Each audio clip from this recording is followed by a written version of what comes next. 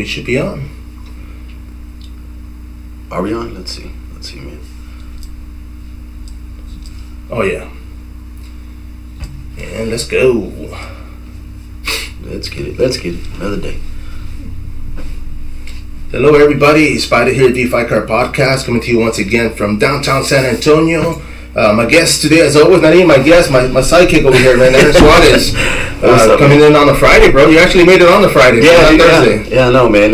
That last week, man, it really kind of just throws you off. When I come in on different days or whatever. It does, bro. I think that Saturday I woke up thinking it was Monday, and man, it reminds me I need a new job, bro. I got fired, bro. You got fired? You self-employed. No thanks to you, man.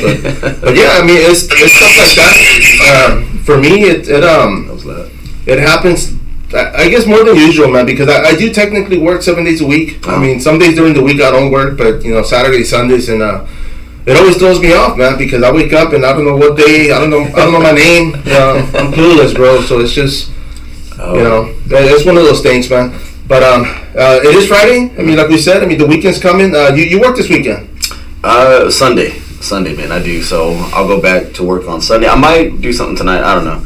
We'll see how that goes. But I know we're a little, shorthanded a little bit at work, so I might go help out. So we'll see. But don't hold me to that. No. I was gonna say, if you're boss, if you're listening, and I might or might not answer my phone calls, man. Like I said, I already blocked that number.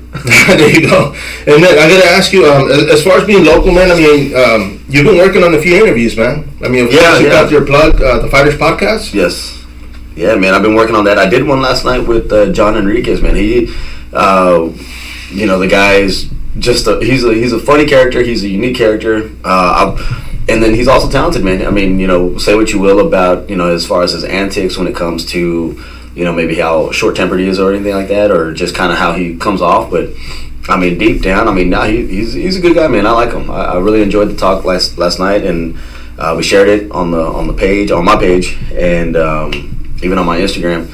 And, dude, I'm going to talk to him again. No, for sure, man. And a lot of good insight. The fact that you didn't run out of minutes, right? You still got minutes. Yeah, I still got minutes, man. That's good, bro. I'm painful. Because I know you usually got to cut your interview short, man. I try to keep them to about 20-30 minutes, man. I think this one ran about an hour or so. Oh, nice. Yeah, it's for me, man. I want to try to keep them short, but that'll kind of hold some attention a little bit. But with him, man, I was really into it. No, yeah, you see, and I will say this, man, because even for myself, like when it becomes a conversation, it gets more into detail, and you're kind of, I'm intrigued myself. I want to know more. I'm nosy. I'm like, hey, so how did that go about? What's going on? How'd that come around? And and it really did follow. Like, no matter, at least what I'm learning now is, like, no matter what your background is, the common denominator with martial arts or any type of training is that it's helped these guys with an outlet. It's helped them kind of keep themselves, on track of doing things. I know David's talked about it before, where he's like, coming in to the gym just on a regular basis in the morning, it just helps me out as a routine. And when you can do that and you can instill that into kids when they're younger, guys that go from problems of personal life or whatever, then they start training, they're around other guys that are doing really well, and soon enough, then they're turning their life around. So it's really good. It's therapy, man. Yeah. Martial arts. It really it's a form of expression. Whether you're 10 years as a white belt or not, you're still expressing yourself. Yeah, just not really well. Yeah, it's taking a little bit longer than everybody else. But man, a couple of the things. Who else have you interviewed in the past? I know you spoke to Mr. Borrego. Yeah, great, man. And I want to go back and I want to talk to him again, man. I was, looking at some of his things and just going back into that little time where he was in, where 30, 40 years ago, you had Steve Ashcraft, who was kickboxer. Yeah. He was running things here in town, and then of course you had Lozano, like that whole Southside crew, man. There's a lot of talent out there, man, and just how these guys are all connected. So I kind of want to just sit, Lozano, Ashcraft, Borrego, and Moreno, and these other guys. Like, hey, let's just sit down. Let me just listen. No, yeah, exactly, bro. Y'all talk about whatever. You see, and that's kind of the stuff I want to get into, man. Because even with Borrego, his son was here, Zach, and it's kind of his upbringing, being in the martial arts, and of course his dad instilling that in him. Yeah. And it's just, for me, it's cool, man, because it's like, there's so many times that I wish my kids would kind of like, hey, do what I do, and in the way they do, they're like me in so many ways, but. To be able to hang out with them and experience stuff with them like that, man, that's really pretty cool, man. I love that. Yeah, no, man. Like I said, I was doing it on my lunchtime, so I was like, man, like I really want to continue this, but I got to go back to work. Finish my lunch. I'm not sure. And what do you call it? So he was very interesting, man. Roger Narvaez, man, he with his healing rolls, jiu-jitsu, and how he's using. That movement, jiu-jitsu, to kind of help heal people that are overcoming addiction and stuff like that. I think Rebecca Nalling, I think she was, real introverted, just wanted to come in just as a, self-defense. She figured she told me that she thought she was going to learn everything in about 2 weeks, and then she'd be done, and then that would be it. And now, she's already fighting and competing. So, no, man, like I said, I'm really enjoying the stories. I'm really learning a lot. Paddy Ferguson, man, he was a really interesting character too, man. I liked, sure, man. With him, training over in Japan and being able to fight over there, and like that experience and everything like that. So, I think the idea, at least, for me, is just let me just listen, man. Let me just understand what it is that makes you kind of go, as a fighter. Well, yeah, you see, and the thing about it, like you said, man, because we all come from different backgrounds. Mm-hmm. I mean, a lot of them are coming from outside the state, of course, from military. They landed here, and here they are, man. But I mean, the fact that martial arts kind of bonded everybody. We all have that one thing in common, and I mean, I never trained for MMA to the extent where I was like, getting my ass kicked. I mean, I would at class when I was going to my grade, but when you yourself, man, when you're out there training, like you said, you're training with people, y'all are punching each other, and it's just like at the end of the day, it's like, all right, you go home and. You're good, man. Yeah, like I said, it's a good stress reliever, man. It's a really good bonding. You get these guys, and then you end up earning each other's mutual respect. By rolling and okay, you got me, all right, and then I got you, and then you come to a little stalemate or whatever. Then it's like, all right, cool, the round's over. You shake hands, and you go to the next one, man. And so it's pretty neat, man. Like I said, the way it bonds people. It's pretty cool. No, I mean, it's true, man. I mean, just with anything. I mean, and I keep saying this over and over, but the opposite of depression is expression, and what better way to punch somebody in the face, or get punched in the face, should I say, But I mean, it is what it is, man. And I mean, those that have been in the sport or are still in it, man. I mean, they'll understand that it's just like anything else, man. It's something that you can go to, and you have a hard day at work, come work out. Go home and peace of mind, man. You don't have to take that stuff with you. No, you feel really good, man. So I plan on getting a lot more done, man. Kunchik, man. Hurry up. Let's free up your schedule. Let's go. I'm gonna work, man. Come on, I'll write you a doctor's note. Yeah. You're bound to know a doctor. Get Urintain's dad or something. Yeah, there you go, man.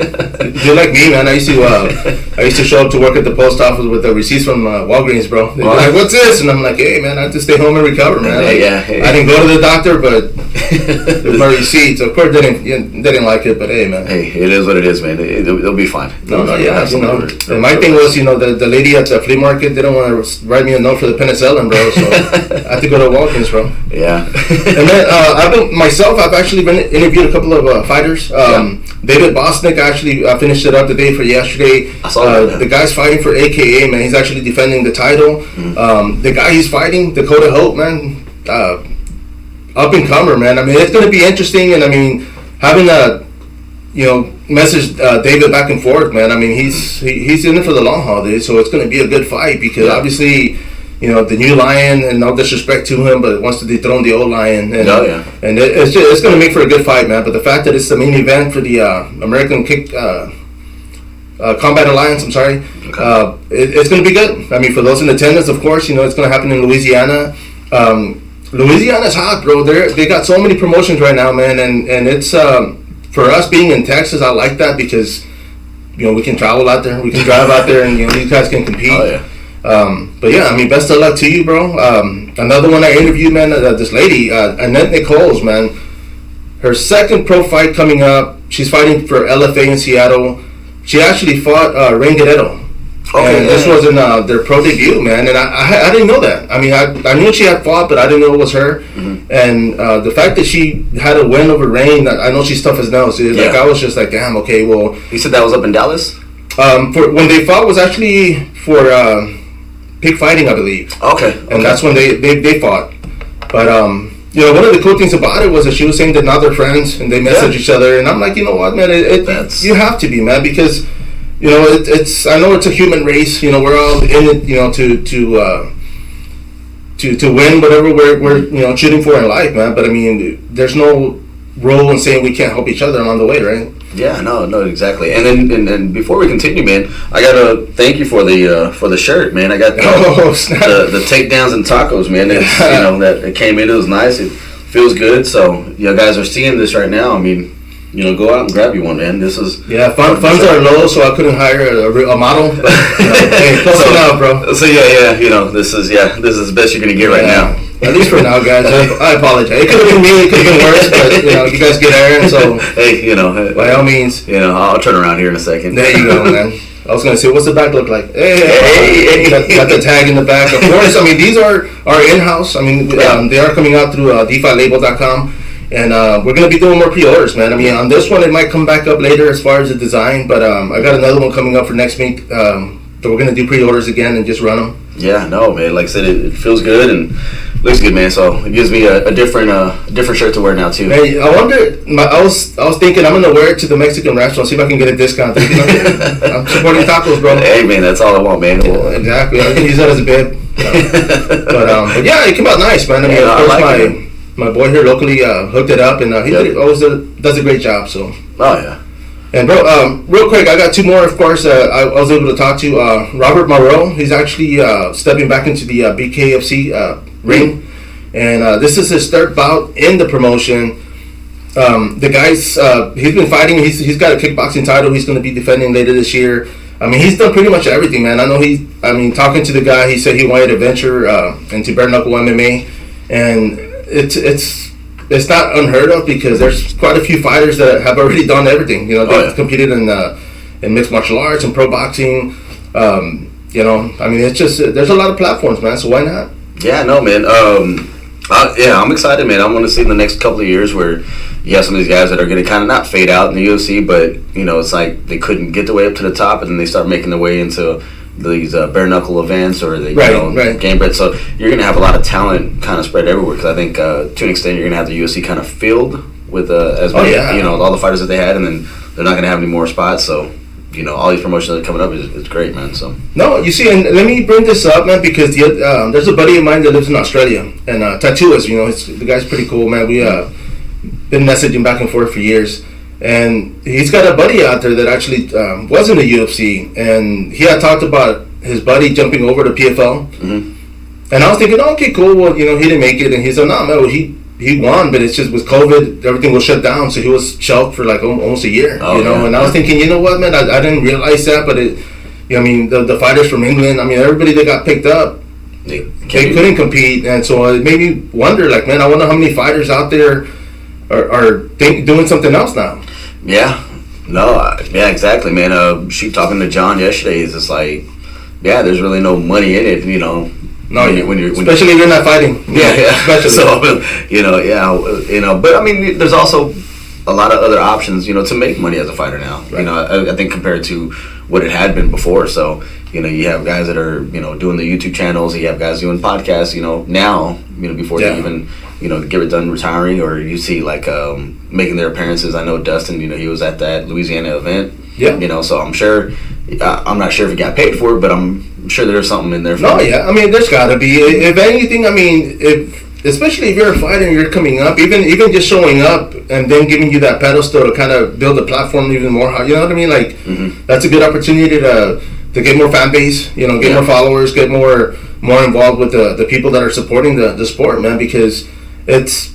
I can only imagine, especially when these guys make it to the UFC or make it to a platform where. Now they've got thousands of people messaging them. You know, like me, I get like 2-3 messages, and they're all from you, bro. So I mean, which is cool. You know, I'm okay with that. You know, but it's just, you know, but I can imagine, bro, because I know there's people that I've messaged, and then they're like, oh man, I didn't see it, and I believe it because I'm pretty sure everybody now wants something, with an interview, free shirt, everybody wants something. Yeah. I mean, like I said, everybody's out to try to get their own, which you can't blame them, So it's just kind of just the way it goes, but that's why I'm like, they're like, hey, would you sponsor a fighter? I'm like, I'm not there yet. Let me so let me talk to my accountant. Let me Hey babe, no, okay, sorry. My mom said no. Yeah, there you go. I'm not getting an allowance this month, guys. Sorry. Sorry, man. No, you see, but I'll say this, bro. I mean, even if it's not monetary, it's something. I mean, I've talked to a couple of people prior, and getting these guys gloves, getting them a pair of shorts, getting them something that they can use during training, supplements. I mean, it can come in any form. Yeah. And of course, people, fighters think sponsorship, and they think, it's $5,000. Yeah. I'm like, I don't even pay me, $5,000. But it's not for everybody. But I mean, if they can help, by all means, I mean, of course, guys, if you are interested in sponsorship, we are helping out with shirts. Yeah. We got a couple other, items or things we can come up with for them to make money. So if you guys are listening and you're interested, man, by all means, Yeah, no, definitely, man. Hit us up. Yeah, definitely hit us up, man. We'll make something work, man. We'll get a OnlyFans or something. I don't know. There you go. Man, right quick, the other interview that I got in was Andy Nguyen, and we talked about her last week, and she's actually fighting for the Palas Athena's Women's Fighting Championship, and I got it right again, so I'm proud of that. But she's been fighting, and the lady, man, she's tough as nails. She's experienced when it comes to combat sports. I know she's fighting a tough Brazilian for the world title at the 115 pound title, but she's excited, man. And the thing about it is, she's humble, she's funny. And it's one of those things, like, even with any fighter, because when they come in here, they're kind of like, shut down, and they don't really, once you get them laughing, you realize that they're people, man, and it's just, not everybody has our sense of humor, but, hey, man. They'll be alright, man. They'll catch on. As long as they, laugh a little bit, man, we're good. But it's good, because you realize, they work, they have a business, they have kids, and it's just like, when you were fighting, you had one kid? Shoot, I had two. I think when you were competing. When I was competing, yeah. Okay, well, I was gonna say, because obviously, now you're competing. Of course, the wife was helping, of course, but coming home and now you're like, okay, now you get to be dad. Yeah. And your job never ends, bro. No, it really doesn't, man. And I'm over there. I was like, hey, look, kid, we can spend time, dude, but I gotta interview you. Right, you gotta hold the mitts. Yeah. And but no, it's always a tough balance, man. And which it was something I want to talk with Anthony about, today, as far as, because I know he trains, and then his wife trains, Lori, and then of course they have their daughter, and I believe they have another kid as well. So, so it's like, man, like, how do you balance that? Like, that's, Superman right there. No, you see, and the thing about it too, because I follow Anthony, on social media, and usually their kids with him at the gym. Yeah. So they're growing up with that environment, which is cool, man, because you don't have to pay a babysitter, man. Put them inside the cage they got in there and let them run around. But it's just, but it's cool because there's other kids out there, so of course they're around good people and kids their age. But yeah, man. Unfortunately, he wasn't able to make it today. Yeah. Was looking forward to it, of course, man. Next time. I know there's been a couple of fighters fighting for Fury. I've tried to bring in here, and it's just timing. It's just stuff comes up, so it's like, hey, man. I definitely completely understand because things do come up. Mm-hmm. But hopefully we'll get him. If not after the fight, maybe bring him in here. Yeah, bring him in, man. We'll sit down and talk, and now he has to bring us tacos or something. There you go, man. Yeah, because I'm heartbroken, bro. Yeah, dude. I know, dude. I woke up to that message, like, oh man, all sad, and my wife's like, why are you crying? I was like, no, don't worry about it. You wouldn't understand. Right. It's a podcast thing, dude. Yeah. I started playing all these slow songs, all these heartbreaking songs. Go in the room, turn off the light. Yeah, just. And it happens, bro. Like I said, the guy is local. And it's hard, even the local guys, it's hard to get them in here, and most of them are here in the gym, bro. I'm like, I don't get it, man.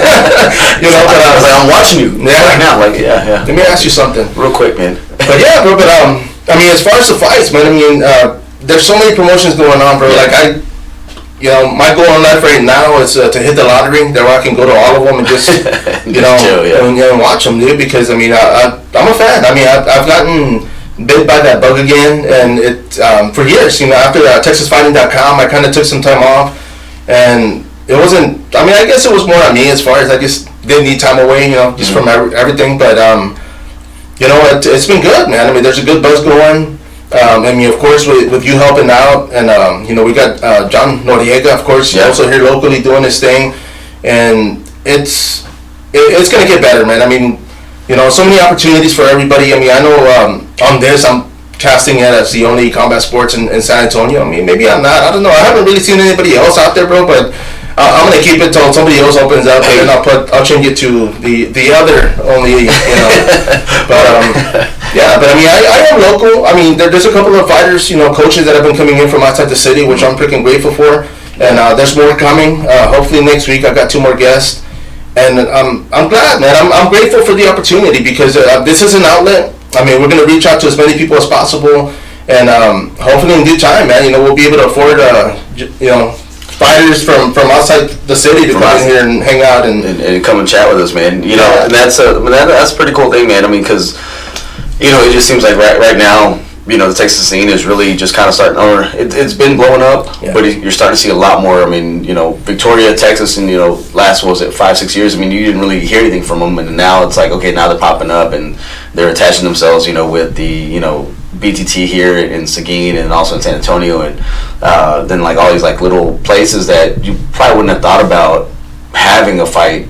Gym or fight area. Like now they're really starting to come out and they're making a name for themselves, man. One of the things I do want to mention as well is the boxing team from Robstown, man. Team Gutierrez Boxing Academy. Like they're gonna take some kids to nationals. After they about that. Yeah, they had taking kids to Arkansas. And we talked about Arkansas last couple of weeks now. And they went over there, and I think now they got to raise some money. They got to go to Arizona, I believe. So I'm going to probably talk to Robert Rosenbaum. I'm probably also going to reach out to Robert Vela as well and see if he wants to kind of talk a little bit, because I know they're trying to raise some money and get everything going. So man, good luck to those kiddos, man. No, for sure. And I mean the fact that they're doing it out of pocket. I mean, basically, of course, with sponsors, anybody out there listening, you want to help out, by all means, contact them. But it's for a good cause, man. I mean, get these kids away from home, get them from social media, get them from, anything negative, and bring them to something positive, because obviously, the best thing you can do for a kid is get them so tired they just go home and go to sleep, And, but yeah, I mean, the fact that it's a martial arts, there is a lot of discipline. They build self-confidence, and, whether they compete in life later on, if not, they use it towards, their goal, man. I mean, whatever they're going to be, growing up. As far as career, so I mean that's cool, man, and I like it. I mean, I'm a fan. I know when my youngest was little, bro. Like, I mean, I was still, training, and I had a little thing at home, where the back room was set up with mats and whatnot, and I used to roll with her, man. I used to have her doing takedowns, and she was like 5, bro, and she do takedowns. She do like single legs, hook the leg, get the mount, go for the armbar, and I had her to where she was just automatic, and. After our breakup from the mom, it kind of went away, and I regret that, because I was like, man, you know what? Even not to say I wanted her to be like a fighter or an athlete, but just I would have loved to have built that bond and that relationship that even now. Yeah, no, definitely, and see, that makes you a better father, because like with me, man, when I was wrestling with my kids, like I'm beating the crap out of them. You know what I'm saying? They're like, Dad, where do I learn? No mercy. Yeah, no, I was like, I'm sorry, kid, get to a gym. Yeah, there you go. I can't drive yet. Like, I'm making time to train. If you're not doing it, it's on you, but make it walk around with your belts. Yeah, just say entourage. Here, hold these for me. A little pipsqueak. But yeah, I mean, it's my kids the same thing, man. They like being in the garage and jumping around and rolling and stuff like that, and put on the gi. So, like, Dad, how do we do this? Like, I don't know, son. I'm a blue belt too. Like, I know. I was trying to figure that out. Yeah. Let's jump on YouTube real quick. Yeah, there you go. Let's put on this VHS instructional from Panther videos. One of the funniest ones that it wasn't, not that it wasn't funny, but it was the Boss Rutan, the striking. Oh yes, bro. Man, I mean, looking back at it now, because I think about Boss as as an actor, and then of course when he's talking about his the bar fights and how to defend yourself in that. Comedian, bro. And I was like, what, man? I said at one point we were in the gym and listening to Boss Rutan. All right, liver kick, or liver punch, straight right and sprawl. And I was like, man, we were really training like that at one point, so it was pretty cool. Yeah. Did he say sprawler, bro? Start swinging. Yeah, you just yeah, just the. Just his voice, man. It just the accent just makes it funny for me. So no, bro, and I'm the same way, man. I mean, going to seminars, having started training, one of the things I picked up from the Brazilians was that they were funny, bro, and they would make it so comfortable that you wanted to train, you wanted to learn, and I personally, I wouldn't get so much out of a seminar. I get more training when somebody's teaching. Because I'm listening and I'm paying attention to detail and I'm thinking, okay, you know what? That's why I'm not getting it because my hook's not in, or you know what I mean, like whatever the case. But yeah, man, I'm more of a hands-on, so you gotta like literally get a stick and point that arm right there, and this submission right here, and this is what it's about. Yeah. Yeah, but I could never get anything out of instructional videos, man. I loved watching them. I know books were even worse because you're like, how the heck did he get from here to? It was just awkward, man. But I mean, it's just seeing people train. I would always pick up stuff from watching other people train because I'm like, oh damn, the leg's right there, or something, But I enjoyed it, man. I had fun with it. I know I was talking to Richie Hernandez yesterday, man, and thank you, bro, for stopping by. And one of the things is just I feel out of love. I loved it so much, dude. I mean, I was addicted. I was just like, man, as soon as that was work, I was like, dude, I'm gonna go train. Like, there was times I'd go to the gym.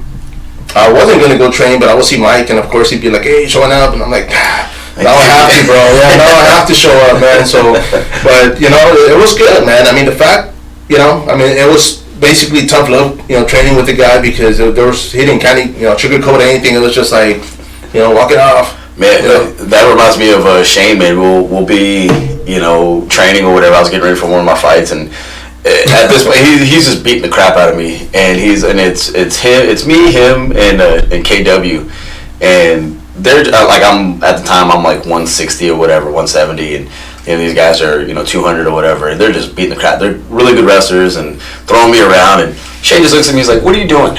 Like, do you even want to fight?" And I'm like, I'm trying. I'm like, you put yourself in my shoes, asshole. Like, you know what I mean? And you get beat up for a second, and we'll switch roles, and I ended up kicking him in the leg a couple of times, and it was cool because and Shane, if you're listening, you already know what's happening. And then he ended up falling. I guess I hit the nerve or whatever on his leg, and he fell over, and he couldn't get up. And, so I'm just walking around, and it was a fun story, man. But I mean, I was like, Shane, like, stop picking on me, man. I'm sure he's laughing about it right now. Oh yeah, well, I hope so, because later on he ended up. Years later, he ended up knocking me out in practice with the head. By accident, of course, right? Oh, well, yeah, of course, yeah. And the guy actually posted he's gonna probably be here Father's Day, man, this year. So if he does, man, I hope bring him in here for a while and ask him how you really were in the gym, bro. Oh God, he used to roll out the red carpet. He'd show up, just look around. They're like, man, that prima donna, get him out of here. Yeah, no, definitely, man. So when somebody get Aaron his water. Yeah, holding it out. Dude, man, he between him and Palacios and shit, like all these guys, man, just beating the crap out of me and just me just trying to keep up, and then of course like I got those like guys just doing that to me, and then Fernando would. He would just always kind of just piss me off because when he would spar with me or he would roll with me, like his temperament was always just kind of just leveled. Yeah. So like I would try to go and roll with him or something like that, and I would like reach in and he would wrist lock me. I was like, damn, all right, and then he was like, okay, I'm gonna do this, and then like he just always tapped me out with just ease. Yeah. And it was just always frustrating. So I was like, what, dude, put the gloves on, let's go and do this. And then out of nowhere, he got good stand up, and then he was beating me up too. So yeah. That's when you were like, I gotta do something else. Yeah, let me get in the podcast. And of course, I haven't seen the guy in a while, man. I would see him out there at the fights, with the cornering or just hanging out, but he's still at it, bro. Of course. So anybody, even like Richie Hernandez yesterday, man. He got his black belt through Rodrigo, and that's an accomplishment within itself, bro. Yeah. The fact that they're still at it and they're still training, makes me realize that you still got hope, bro. You can still get I can still make something of myself. Yeah, put that other white strap on your white belt.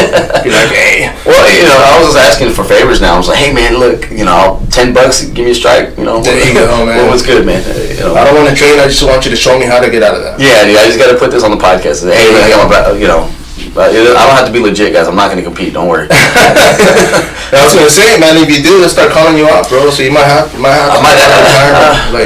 I'm sure I can fake it somewhere. I'll be all right. Oh, yeah, man. Just pick your opponent. Be like, I'll take that one. Yeah, we'll be good. But he's 5. I don't care, man. We're the same belt level. We're the same belt level. Yeah, I'll grapple like a black belt, like Taekwondo guy. So there you go, man. You see what you're thinking. I'm like, hey, say, he's a black belt too, guys. Yeah, tell him it doesn't matter, man. He's a black belt in Tai Chi or something. But yeah, man. I mean, as far as training, man. I mean, I know you have started working out again. Yeah. As far as training, have you been training? Have you done anything? I mean, do you go home and kick the bag and be like, man, you know what? I love hitting the bag, man. That's always just kind of been my just release or whatever. So when I go back and I'll work out, in the afternoons or something in the evening. I'm hitting the bag, and the one thing I love doing is I'll get the little 2 or 3 pound weights, and I would on my gloves. You know how they have like the little band that goes right here? Right. I would always cut those off on my gloves. I would cut them off, and so that way I was able to hold the barbell, or nice, like a dumbbell. I'm sorry, not a barbell, but hold the dumbbell, and then I'd go hit the bag, and I would do, 5 minutes or whatever, and then I would take them off, and then I would just try to throw as many and as fast as I can on the bag for 2 minutes, and then go back and do the same thing. So I always love doing that. So yeah, the bag's my home, if you will. No, for sure, man. And I mean, it's a good stress reliever. You know, I mean, I know people at work give you a hard time, of course, and they're probably listening. Oh yeah. Rather than take it out on them, you go home and take it out on your bag. Yeah. It's a good therapy. I might have some names on the bag. There you go. And I was gonna say, man, because I know people have done that. I mean, probably playing around, just putting pictures of people. But I mean, have you ever done anything like that? As far as no, well, you know what? So going back to, I hope he's listening. It'd be great. James Holland, when I fought him. Oh, okay. He was probably one of the first guys. I was just like, dude, I don't like this guy. Like, I really don't, man. And I mean, now it's whatever. It's hey, cool. Do your thing. I mean, he's a cool guy. He's whatever. But man, during that whole lead up, when we were gonna fight, he was on TXMA all the time and just typing how he was ready and this and that. So, I never posted anything, right? Because I was just like, okay, whatever. But I literally remember before going to practices, I would get on the internet, right, dial up, and I would go on TXMA and I'd read it, and I actually even had the thread printed out. Oh damn! And I'd read it going to practice. Yeah, man. That's just what it was, man. I was just like, nah, I don't like what he's saying. I don't care for what he's saying, and when it comes to fight time, I'm gonna beat the crap out of him. Because he had when you fought him, he had already fought one of your teammates. No. Let me see. Did he? Damn. He fought Junior, right? He fought him after. Oh, okay. He fought him after. So, it was just me and him, and he was with this one group up in Dallas where I guess they were all like training. They were crushing it. I forgot what they were called. But yeah, man. I mean, it was just something where I guess he was selling the fight. Right. And I get it, but I'm like, okay, well, like we're gonna fight, like shut the hell up. Yeah. Dance fight. Yeah, dude. So that was one of the fights where I wanted to really make sure I was training hard. I was doing, and I knew I was training hard because I got sick like twice. Oh damn. Yeah, during that camp, and the weight cut was easy. I think I only had to cut like 2 pounds. What did you fight him at? 155. 155. Oh, okay. 155. So, but yeah, that was probably the one fight where I was like, man, I remember probably seeing his face on the punching bag and going back from there. So, but yeah, good. Yeah, James Holland, you're out there listening or whatever. Yeah, appreciate the motivation. No, for sure, man. And the guy, I know he was supposed to fight. He is a business owner, man. So I know he had mentioned it was hard to juggle. Yeah. The guy's been doing. I know he was coaching a team for a while in high school, I believe. And so it's a lot of stuff, man. Because it's like I would turn around and he's like into something else, and I'm like, James, What, like, okay, you know, he's the most interesting, the most interesting man in the world, man. No, bro, because I want to know where he gets that time, bro. That's a lot of stuff he was doing, man. So props to him for staying busy and you know, still at it. I don't know if he's going to be fighting though. I'm gonna definitely hit him up and see. I know he's commented on a few fights, but you know, I mean, the thing with fighting, I mean, of course, there's no money in it, if anything, and so it's right off the bat, you're gonna basically fight for free. Yeah, there's no money in it, or you know, in the beginning, and well, I guess even in the end too, right? Oh yeah. With how guys are complaining, but you can't play fighting. No, you know what I'm saying? So if you are going to compete, whether it's at a low level regional show or whatever, like you still got to put in the work, because these guys that are coming up, these guys, you know, these new guys, they've had, you know, dads or they had uncles that were fighters already before, so they know what it's like, and they're just getting better. And so I can't wait to see what the scene looks like in the next 5 or 10 years. You know, where these kids are, you know, like the Ivies, you know, his little girl and his little, you know, what's she gonna be like if she were to fight, and she's been around it since she was a baby. No, you see, and one of the guys I'm actually gonna reach out to him this week, man, was Mark Lozano. We had talked about him before, and the guy started, you know, the young man, should I say, started off as a kid, and going to the tournaments with his dad, and you know, competing in smokers, and he's still at it. You know, he's still fighting, training out of Arizona, and it's like, yeah, man. I mean, I see him, and I'm like, damn, I'm old, you know, because he was a kid when I started doing this, but now he's you know, become a young man. I mean, he's doing his thing and still trying to pursue his goal, man. Yeah, well, you know, and when I was telling somebody, you know, hey, when did you start fighting? I was like 04. I'm like, oh man, I was in elementary school. I was like, oh shit. I was like, you don't have to say it like that, man. You don't. You could have easily, hey, okay, that was a while back. Oh man. You know, you don't have to tell me or remind me of my age, right? So. No, well, one of the reminds me, bro, because I was talking to John Noriega, and I was asking him. I said, man, what was it that got you into MMA? He's like, oh man, the first time I started seeing Tough. And I was just like, dude, I was like halfway through my, you know, me following or, you know, being involved in MMA, and I'm thinking, man, that happened, for me, that happened last week, bro. Like, it's just, that's recent for me, you know, but it's just, it makes you think, because a lot of, and I know they have put, I think up there, I don't know. I don't know if they get free tickets, man, because I know like Bobby Software had, you know, goes to the UFC fights, but they were in that Tough season 1 where it did change, you know, the sport for the good, because it wasn't like Dana White has stated on video, man. I mean, if it wasn't for it doing what it did, man, like they would have lost and been like, that's it, man. Like we're not gonna make it. But people logged on. They went from billions to trillions of views, like watching live, and it just. It made the sport what it is now, and it's still evolving, dude. We're still, you know, he's still not done yet. Yeah, no, you know, regardless of what Jake Paul says, man. I mean, you know, man, I try my hardest to kind of stay away from that, you know, as far as that whole beef and whatever, all that stuff going back and forth. But I mean, he's just not going away. You know, when he has his opinions about the fighter pay, and he has his opinions about this and that, but it's like, Jake, well then just make your own promotion. Oh yeah, you know what I'm saying? Like, sponsor the fighters, man. You got so much money, give them $10,000 a fight. You know, and it's just like it, and that was something that even me and John Enriquez last night we had talked about. And he was just like, you know what? He's like, I really focus so much on the training aspect and getting myself better and putting myself around good guys. He says, I totally neglected the business side of it. Yeah. You know, he's like, and so he's like, a lot of people do, man. Yeah. I mean, not everybody's wants to get online and chime in and post what they're doing, you know. I mean, some people are good at it, and it's like, I mean, that's cool. It works for them because they get a lot more sponsors, you know, that way. But those that don't, man, it hurts them, because at the end, it's like, okay, well, I know, as a matter of fact, man, David Bosnick, dude, I had asked him if what sponsors were helping him. He put no sponsors, man, and I'm thinking, that's crazy. He's got a title. He's gonna, you know what I mean? Like, there's got to be people behind this dude, man. And if, you know, of course, I mean, he's good at what he does. I mean, he defends the title. I would say, like, you know, people out there listening, wanting to sponsor somebody, like, you know, go at it, man. I mean, because I've seen some other fighters, and I'm just like, how are you sponsored? You know, I'm just like, I was okay. You know, if I'm a business, I'm not sure if I put my money, you know, into, you know, I'm all about supporting fighters and everything like that, but it's just like, certain fighters they can get them, but yet these guys that have titles and these guys that are doing well and they can't get sponsors, like, okay, what's the disconnect? What are we missing?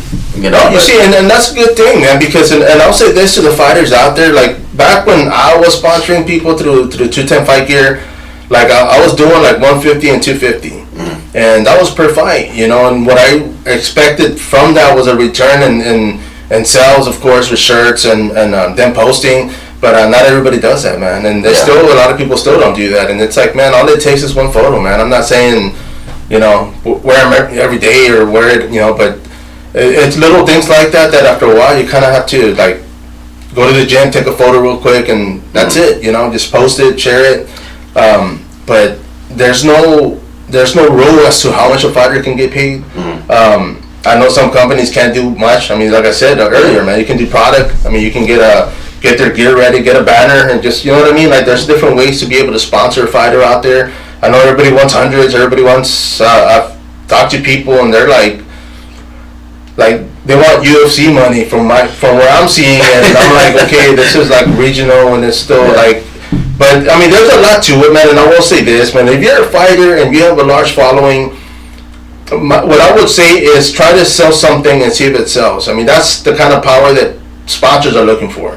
Not just, hey, you know what, if you have a big name, then of course you don't have to because your name's already carrying it, but for the fighters out there coming up, like, hey, if you can't sell a shirt, then what are you going to do for that sponsor? Like, it's, you got to think about it, the business aspect of it, but I mean, and that's just my take, man. I mean, what do I know? But no, but see, and I was going to ask you, like, did you ever have a contract with these guys, or was it just no? Because when they came down to it, man, it was just like a one fight deal type of thing, and there's no, like, my thing is, like, I wouldn't want to put all my money on one horse. You know what I mean? Like, it's a race, and it's just like, I mean, that fighter might, maybe after one fight, they're like, hey, I don't want to fight anymore. Oh, okay. And there goes your money, So it's kind of like, hey, you know what? Let's space it out. How many times a year are you looking to fight?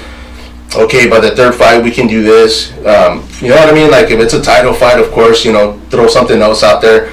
But it just varied, man, because I've worked with a lot of fighters, and some just don't care for it, man, and it hurts because I'm like, you don't care, but hey, I want my stuff out there too, like, it's just like, it doesn't work that way, man, but yeah, man, but I mean, this year, man, I mean, I had already told myself, man, I personally I'm not gonna be sponsoring people this year, but I am gonna be working with fighters on other projects, man. There's a couple other things that I'm gonna be reaching out, and I've already talked to a few, but it's gonna be for the best, it's gonna be for both people, for us, for them, just to keep growing, and ourselves, man. I'm looking for sponsors here, and it's not so much monetary, but it's like I am looking for I guess help with with advertisement, man, just to be able to get out there. I mean, of course, we're here inside the facility at the HOJ. A lot of parking, man. We got a lot of traffic. We got a lot of the city's actually finishing up that one back road that we have, and once that opens, man, that's a lot more traffic coming through there. So I'm excited about that.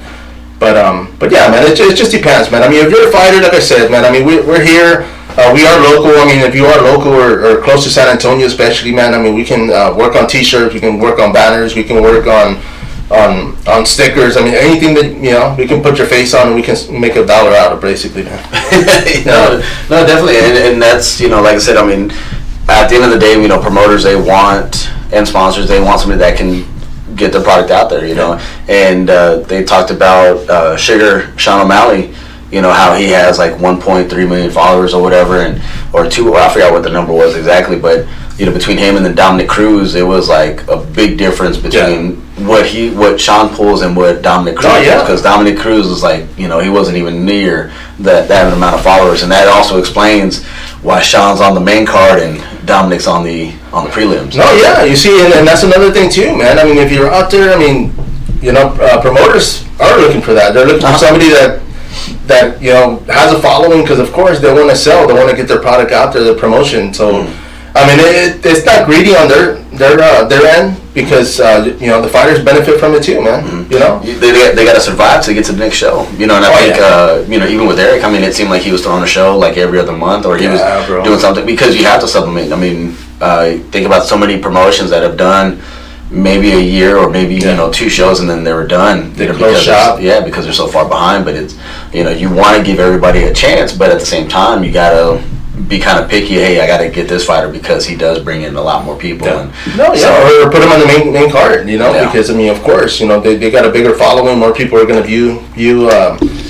Whether it's UFC Fight Pass or pay-per-view, they're gonna go out there and buy it, man. Yeah. And what do you think about the increase on the pay-per-view, man? Personally, I didn't even know how much they were going for, man. So they posted that, I was like, I thought it was 75. Like, I had no clue because I bought it before where I never really looked at the price, and this is my thing. If it's a card that I want to watch, I'm gonna pay for it. Yeah. I will say this though, a couple of the past fights, I would usually go to a sports bar and watch it there just because it was cheaper and I can get something to eat. But other than that, man, it's just everything in life is going up. Prices going up. I had to raise my prices on my deliveries. The furniture I'm delivering, the prices went up. The gas went. Everything, bro. So it was a matter of time. And I will say this though, man. I want to see if the fighter pay is going to go up. I doubt it. Because it's, well, you know what I mean. Because now it's like, okay, well, they were fighting for the $50,000 bonus, which there was a former UFC fighter. I don't know if it was Josh Barnett that had posted, and he says, "Oh man, you're still giving them that $50,000 bonus from '98." Because that's how what I mean. It's been years that it's been 50,000, and not saying I'll take 50,000, hell, dude. But it's just that money hasn't gone up. It's just like, okay, why not? Everything else is going up. So I'm curious to see if the fighter pay will go up. I know from them fighting on the smaller cards, they don't make as much, but But see, but they're talking about $50,000. Like, that's a whole year. Yeah, for most people, man, you know what I'm saying? It's a whole year. I think it really just kind of falls into what the fighter's doing with that money. Exactly. You know what I mean? There's so many things that you can do now. With the money, as far as investing it and getting something, kind of flipping it. But it's just like, that's a whole year. That's what I'm saying. Somebody's like, hey, you get 50,000. I'm going on vacation, bro. I can't do the math right now because I'm not Rain Man, but it's that's like what $20 an hour, 40 for 40 hours. So that's a decent wage. I would definitely say yes to 50,000, man. I'd fight Jake Paul for 50,000 right now. Well, shoot, and then of course breaking it down this way, let's say you're guaranteed your 3 fights, for 1 year. You fight whatever that bonus is or whatever as far as your actual contract. We'll call it $12,000. That's $36,000 right there for 3 fights, and then on top of that, you win a bonus at 86. That's a good chunk of change, man. Cause there's been a few fighters that have won like back-to-back bonuses, man. So I know one of them was talking about they were saving money, to buy their home, or buy their parents a home, and I'm like, dude, that's smart. I would definitely go for property rather than a car or whatever. It's gonna break down eventually. But yeah, man. It does depend on what they're doing because it's like for me, man. I have a $20 bill, dude. I don't want to break it, man. Because once I break it, bro, I'll go home with like 2 nickels. It'll be gone at the end of the day, man. But it's just, it's the same thing with money that amount. It's just. So and that's I don't know. I think the moment that you can put a big show next to your name, whether it's Bellator and even at the time Strikeforce or UFC, go do a seminar, go teach something, go make an appearance or do something. Oh yeah, bro. See, and I would, man. There's no if I'm on that platform at that level where I'm on pay-per-view and I'm doing something, like I would reach out to a small town and go to a traditional martial arts place, do a seminar, go to the Boys and Girls Club and do a self-defense seminar. I would put myself in so many like outlets, man, that I would get a bigger following. I know that. Yeah, and like I said, and I think at that time, at this time, it just seems like they just want it to be handed to them, and it's like that's not how it works. No, you see, that's the thing. Everybody, it's just like, hey, give me money. Already got enough of people around like that, man. Like, we don't need any more, bro. Yeah. So I don't know. I just, like I said, I just feel like it's probably just more of a lack of what to do with the money. And I gotta buy the top stuff, and it's like, no, do you really? What I'm saying? It's a Dollar Tree right down the street. Yeah, man. Hey, go buy a little convenience store, man. That'd be pretty cool. I went to, and totally off subject, right? But that QT, the quick stops. Oh, that name, they named it after me, bro. Is that what that is? I thought so. I was wondering why I was thinking about you. I was wondering why every time I was getting gas, I was thinking about you. Yeah, you're like, damn, I wonder what Martin sPidA's up to, man.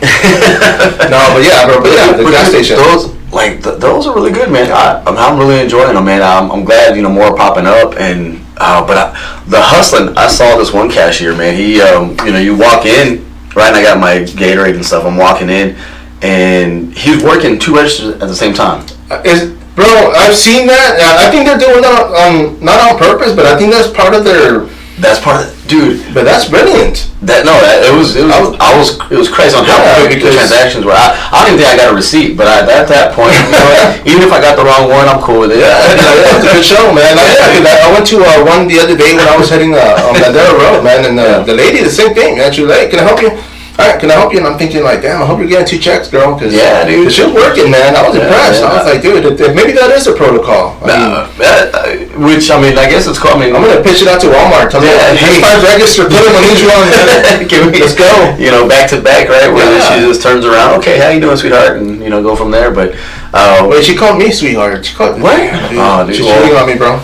She might be, man. I don't know. After the episode, we'll go over there. Yeah, we'll see what's up. We're like, hey, we're both here now. What's going on? Yeah, it should be like.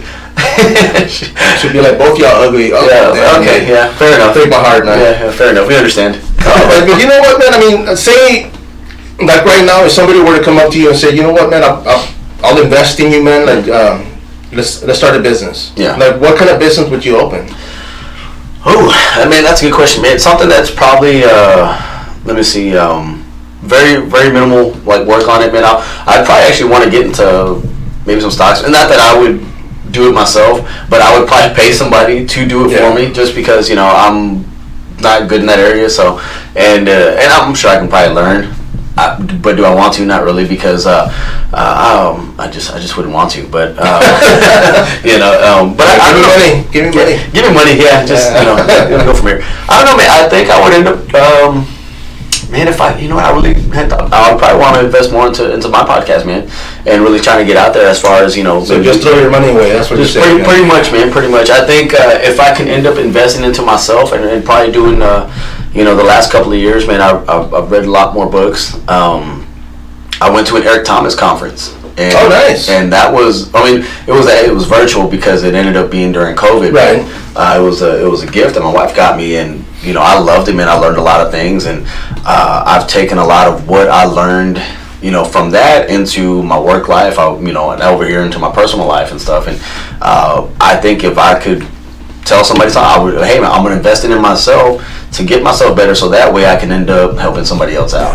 No, yeah, for sure, man. And this is the thing, even with this outlet, man, it's good. It's good for therapy. Mm-hmm. People come. The guests that came up here and showed up, and it's they talk about stuff maybe they haven't talked to you in a while, man. And it's like if you got something lingering, man, definitely let it out. Yeah, no. You can call Aaron at 3 in the morning. Hey, he'll listen. Yeah.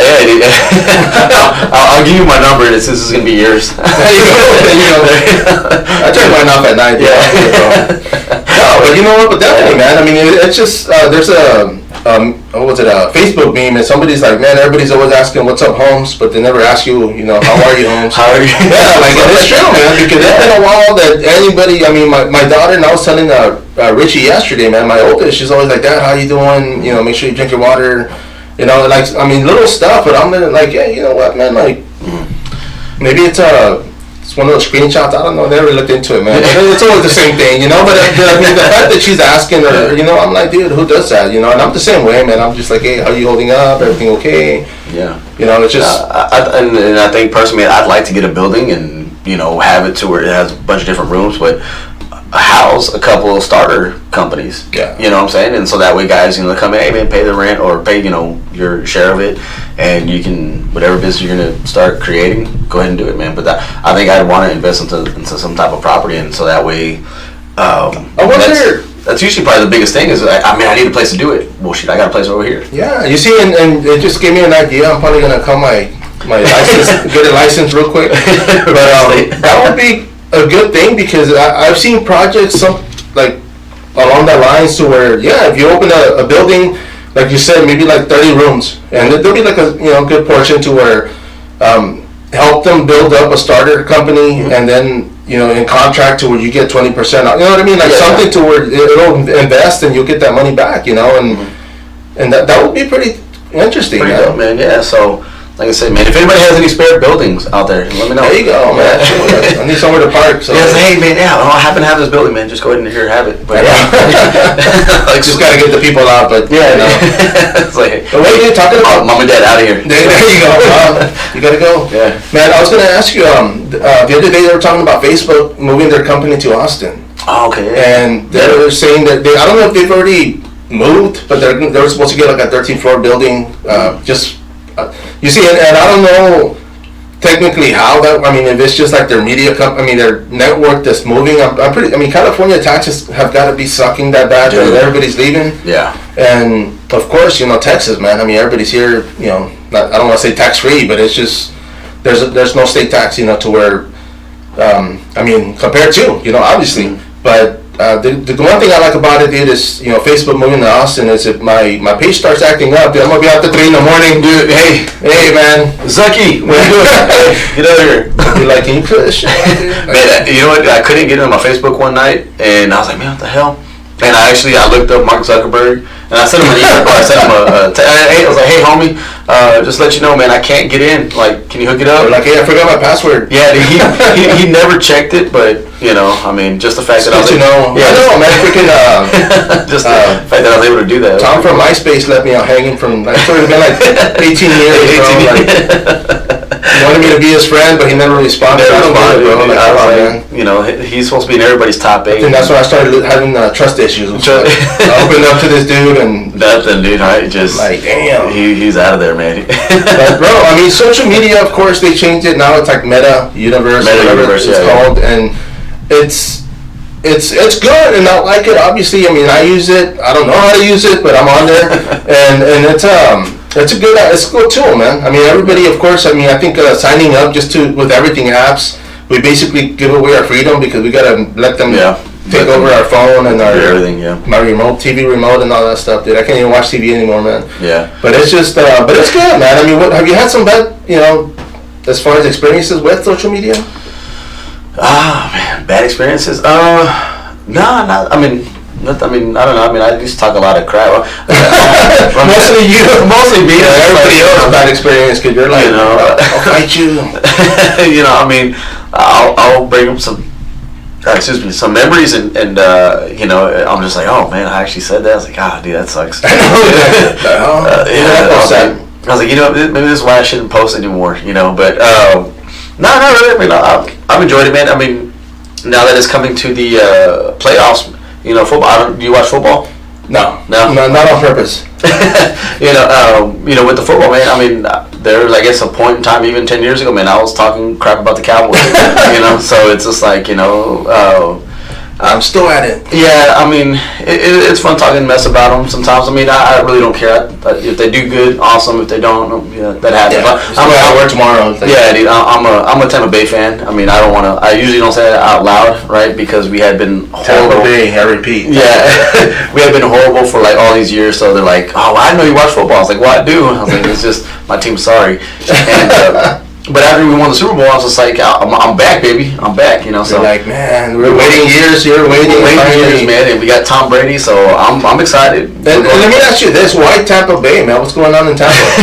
Well, so weird thing, man. I mean, coming up in high school and in middle school, I had always kind of just gravitated to Florida football. I think they probably have just some of the best, programs in the country. Even better than Texas. I'm sorry. I know. I just created sacrilege, right? But this is Aaron's last show for the episode, guys. But I mean, I was a big Florida State fan, Miami Hurricanes, and they're like college, and then and what do you call it? There was a player, Keyshawn Johnson, at the time. He was playing with the New York Jets, and he had an interview, and this is kind of even how I feel about it right now, But he says, man, he's like, you try being a shining star, surrounded by a bunch of flashlights. And I was like, damn, dude. I was like, because I'm the shining star, and then you're the flashlight. Oh, of course, yeah. The one with the...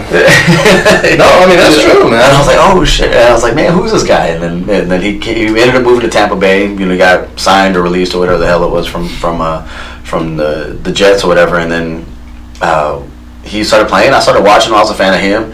And then I saw the defense, and I was like, hey, man, they're not too bad. And this was probably back in, 2000 or so. So, I've been, and then they won the Super Bowl a couple years later. Yeah, man. It was good, man. So I've always enjoyed Tampa Bay football. So, yeah, Florida football, I should say. So. Yeah, you see, and I mean, I lived in Florida for a few years, and it wasn't until I got there that I realized why they called it the retirement state, dude. Because I would fit in now, because now I do go to sleep by 8 o'clock, But back then, man, I mean, we go to stores and my sister'd be like, "Oh man, they're gonna close," and I'm like, "The sun's still out, man." And she's like, "They close early," and I never asked. At that point, I didn't ask why. I was more like, "Okay, whatever," went home. Yeah. But it was because it's like there's a lot of old people there, man. And so people were going to sleep early. I mean, not every city was like that. I think we were in Tacoma at that time, or Sarasota. Moved to Venice. I loved it, man. I mean, the fact Venice Beach was maybe like $6 away, so we would walk out there and like the old people, watch the sunset and then come back. But I mean, I enjoyed it, man. I mean, I don't think I would ever move back to Florida. I would definitely go visit. There's a lot of some beautiful scenery out there. Have you ever been out there? No. I have a cousin out there, man. Shoot, I couldn't even tell you where she's at, so that's kind of useless. But but yeah, no, I mean she's out there, and but yeah, no, that's a place I'd like to go, man. Maybe run into Dustin over there. Maybe just settle the score once and for all. There you go, man. No. BKFC's out here. Go burn knuckle. Yeah, I'll come back like, Aaron, you lost again? I'm like, yeah, I lost again. I'll go out at cuties. I'm cuties out there, man. Running. No, man. You see, and I liked it. I mean, I always came back home. I was out there like on and off for like 5 years. Yeah. I think I only got one of my younger brothers still. I know he's still out there. Same thing. I don't know where the hell he's at, but he's in Florida. And but yeah, everybody else moved back, and at that time it was for work. There was a lot of work out there, man. And I know my brother-in-law, my older brothers, they're all into painting, interior, exterior. And so when they told me, like, I was like, yeah, I'll go out there, man. And I enjoyed it, man. It was fun. Working by the beach. I mean, beachfront houses. Waterproofing condos. I mean, it was. They paid me for this stuff, and I enjoyed it, man. I was like, hell yeah. And I will say this though, man, because this was like. This is a few years back, but the pay was a lot better. Like, I was going out there maybe like in 98, 96, 98, and we were getting like... Just to let you know, I was in middle school. There you go. Oh yeah, I read about that in the history book.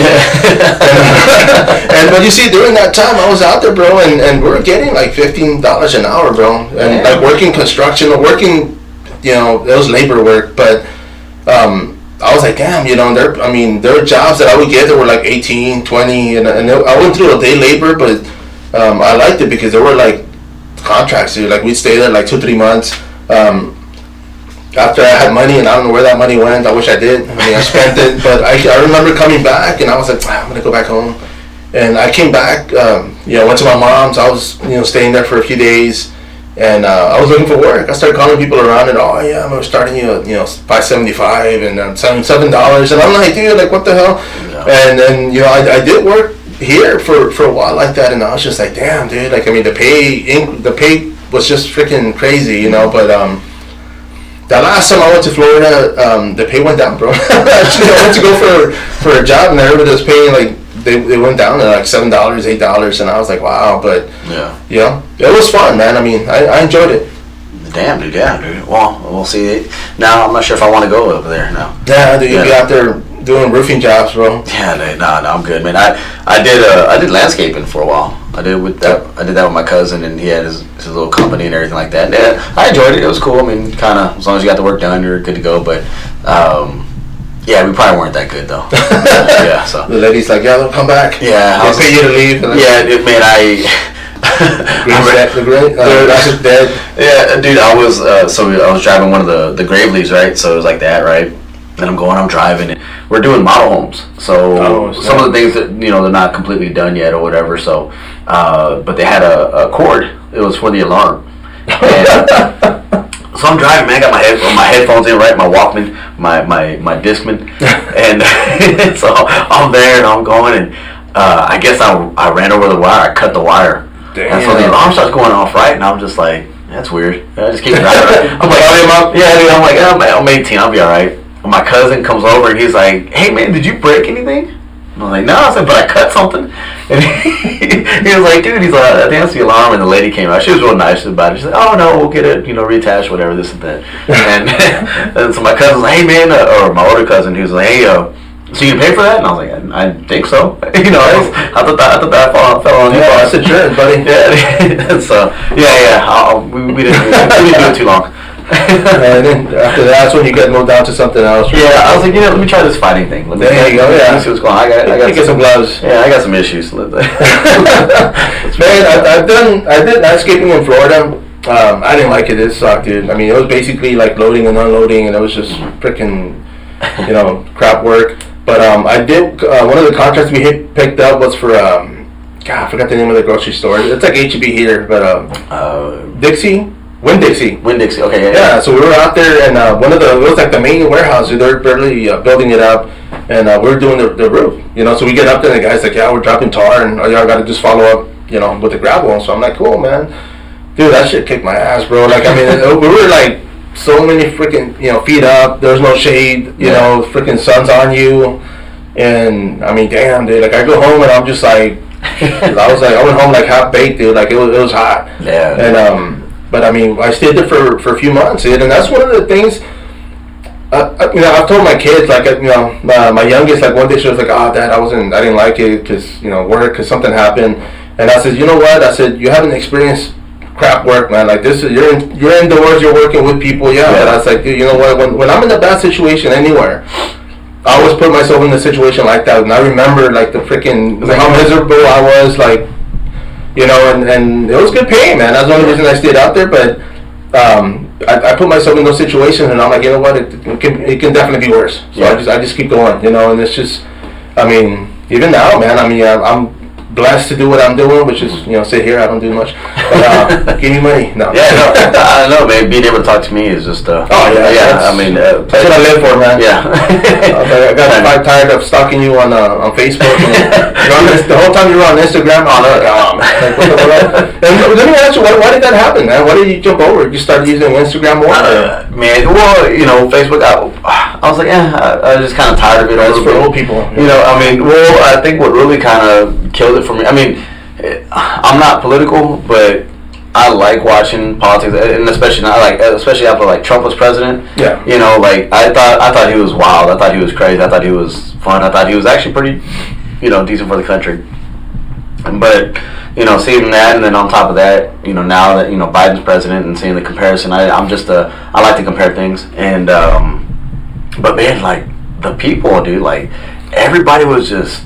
Everybody's a politician now. Dude, everybody was fighting back and forth, and I'm just like, dude, just as long as nobody's hurting each other, I said we'll be fine. Do your thing. I said the person believes they're a girl, they're a girl. It's whatever. That's cool. It's whatever. Like, and so I was just like, let me go to Instagram. Instagram, I had a page, but it was the Southside page that I was using. So, what do you call it? I was like, you know what? I'm gonna stop doing that because I'm not coaching anymore, and I really didn't want to change it over. Because I had put a lot of pictures on there. So I was like, you know what? I'll just make my own, and we'll kind of go from there. So I made my own, and it was really just to kind of just track the workouts a little bit and throw some memes up there, and then all of a sudden, you jumped in my DMs, and I was like, hey man, what's going on? That was just dude. Yeah, dude. I was like, I didn't appreciate the picture you sent me. Yeah. I mean, I still kept it. I saved it. Sending pictures of my elbow. Yeah. It's on the rotel. So yeah, I just, it was good to kind of be in a platform that didn't have people's opinions on there. Right. So I was like, yeah, okay. And that's kind of one of the things I realized, because obviously, I mean, I'm still I've been on Instagram for a minute, but I'm still new to it, to where I don't know all the belts and whistles. Yeah. But I like it for a fact that it's just it's basically you. I mean, if you follow people, of course you see their stuff, but Facebook's like a lot more personal. Like, people kind of like shove shit down your throat, and you're like, man, I don't care who's doing what. It's just like, Yeah. But yeah, Instagram, and that's one of the things I noticed. It's just a lot more laid back. It's more, you know, I'm sure there's a lot of people, you know, people on there talking shit and doing their thing, but you don't really get to see that. So I'm okay with that. Yeah, man, and I like it. And then on top of that, man, I mean, you know, just I guess based on like whatever you're posting, like your search will kind of be geared towards, you know, stuff like that. So you know, you see a lot of different workouts that you'll see a lot of different, you know, lifters, and of course the MMA stuff or whatever. So you see a different, you know, the same kind of categories, I guess, if you will, as what you're posting. So it's pretty neat, man. I like it. I enjoy it, man. And you know, I get to see a lot of these guys, you know, while they're training or see what they're posting. And I'm like, okay, that's cool, man. I like it here, and go from there. But yeah, with Facebook, man, I mean, you have everybody, you know, COVID's real, COVID's not real, you know, Biden's this, and I'm flat earth, round earth. Yeah, I'm just like, all right, cool, man. And there was a point in time where I would troll whoever's, you know, you know, I mean, unbeknownst to maybe y'all guys, but I would actually follow John Stamos, man. What? Yeah, I'd follow him, and I would, like, on every picture he had, I'd just write "Have mercy," you know. And I finally gotten blocked or whatever, and I sent him a picture of me with my I had photoshopped my face on one of the other guys. I was like, hey, what's up, John? Like, what are you doing? You know, so what's going on, buddy? Yeah. So that was me for a while. So I was like, I'll be on Instagram, guys. So that was enough. You know, gotta tone it down a bit. Yeah, let me leave Stamos alone, man. No kidding, man. That's funny, bro. I'm gonna have to start stalking some of these people. Let me see, man. Yeah, dude. Hey, they make it, you know, easy to talk with you know, with celebrities and stuff. So why not, man? I'm gonna, you know, I might even just make a group between me, Zuckerberg, and Stamos later. So get Tom from MySpace on. Yeah, I'll ask him why he hasn't responded to me. Yeah. But you know what? I do enjoy taking people's beeps and making them my own. Oh yeah. So that's always a fun thing. So I do like watching your page, man. I'm laughing, and my wife's like, "Who's making you laugh?" And I'm like, "It's Mario, the spider." So why are you smiling? I'm not. Just smiling in this house. Bro, that's funny you say that, dude, because the other day, you know, I was at home and I was cracking up by myself, and you know, actually it was a while back, dude, because my oldest was staying with me. But she was all like, Dad, why you every time I see you, you're always smiling. I never see you smile, but you're on your phone and you're smiling or you're laughing. And I'm like, that's a baby, because you're not funny, man. You know, but you know, but it's true, man. But a lot of this stuff, and have you ever done this, bro? Have you ever, like, seen something and you crack up and you're like, oh, shit, I posted that. Like, do you ever laugh at your own stuff, bro? Like, I do, man. I did that yesterday, like, a couple of times. And I'm like, oh, shit, that shit was funny. Like, and it's, you know, and somebody had asked me, because they're like, man, why do you always, you know? And I said, you know what? I do it for that reason, man, because I want to look back and I want to crack up, dude. And I do, man. Some of that stuff freaking blows my mind. I'm like, dude, who the hell is this dude? Oh, man, yeah, dude. It's, yeah. What was the one you posted yesterday? Now I got to look it up, man. But, yeah, he had one, dude. It had me laughing, dude, hard. And my wife's just like, who's that? And I was like, that's sPidA. She's like, She's like, you know, you always laugh. Troublemakers. Yeah. Well, yeah, the one with the medal, Thirst. Oh yes, bro, dude, that's another one I went to yesterday, and in my head I kept thinking thirsty, like, I don't know, bro, that's freaking whack, dude. But but I'm gonna start making medals like that, man. So our guest this year, man, you're gonna come in thirst. And then I wanted to ask you, bro, on a couple of things. The UFC 271 card, we're gonna go ahead and I'm gonna get your picks. Okay. There's 5 fights that I wanted to bring up. But let me see. I'm gonna scroll all the way down, bro, because I know. Let me see where we're at. UFC 271. Yes, sir. Hell yeah. Man, I'm excited for all these fights coming up, man. Hell yeah, dude. And I didn't know on this one Alex Hernandez is actually fighting on that one. Oh, nice. Yeah, and I was like, damn. Like, I follow him on a few outlets. So I was like, dude, I know he's posting like training, but I guess he's never posted when he's fighting. But he is fighting on that card, which is pretty dope, man. See, like, and I mean, I don't know if Alex is like this, but you think he's getting those autographs from guys? Like, do you think it's appropriate? Like, as a fighter, like, hey, I'm on the same UFC card. Like, hey, man, I'm gonna see Izzy style, been like, hey man, like big fan, can I get an autograph, or you know what I'm saying? Like I don't know, because I mean I would. I know. Hey man, I know you're still fighting, but in between I was like, hey, afterwards, can you sign this? You know what? I will say this, though, man, because some of the fighters still get.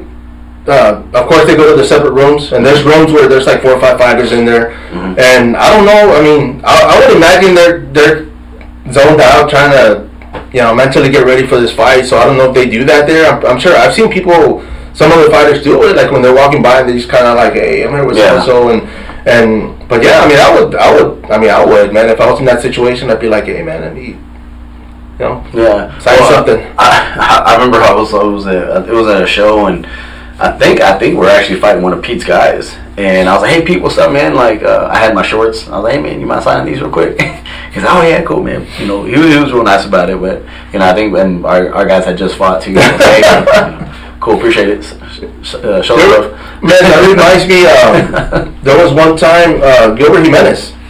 He was fighting in Corpus. He actually fought Hector, I forgot his name. Hector from Corpus. Hector Munoz. Okay. And nice. On that card, because he was all like, yeah, man, and Gilbert was telling me this, but he was like, yeah, I got there, man, and he had Leonard Garcia in his corner. So he was all like, man, and I was just like, dude, I said, hey, man, can you come over here? And then I was like, yeah, what's up? And he says, hey, bro, I'm a fan, bro. Hey, can you get your autograph? And he's like, yeah. He's like, oh, man, you fighting tonight? He's like, yeah. Who are you fighting? He says, oh, your boy. And then Leonard kind of like, he starts walking away, dude. And I was like, man, that's funny, bro. But it's just, you know what I mean? Like, but you gotta expect that though, man, because of course he's been there, done that, and he's got fans everywhere. So it's just, but the fact, when Gilbert told me that, I was cracking out. Dude, I was thinking, dude, that's freaking hilarious, bro. Because and Gilbert would do that, man. Oh yeah. But I don't know if he got that autograph, man. I'm gonna have to hit him up, tell him, hey, man. Hey, did you ever get it? No. You see, and I've hung out with Leonard. I saw him at he was in the LKA gym in Laredo. They were doing a fight out there for Premier. And he was actually, got to hang out with him and the guys from Laredo Kickboxing Academy. And they acted cool, man. They trained the whole time, and I was just there hanging out, taking pictures, doing, I don't even think I got any video, bro. I think I was just doing photos. But it's cool, man. I like it. He was laid back. He was humble. I did my photo. Had him sign something real quick. And, you have to, man. I'll give him that respect, and of course, if he's busy, I'm not gonna be like, hey, man, like. But if there's an opportunity, and hell, why not, man? Yeah, no, I ran into him in West Texas. Oh, okay. Yeah, so he was pretty cool, man. Yeah, hanging out with Paco Castillo out there. So. Yeah, nice Paco Castillo, dude. I haven't seen that cat in a while. Yeah, dude. No, so nice guys, man. But looking at the card, man. Call me whatever, but Roxanne Modafferi, man, I enjoy watching her, man. I think she's not the typical fighter type, or at least doesn't look like it, right? But she's pretty legit as far as.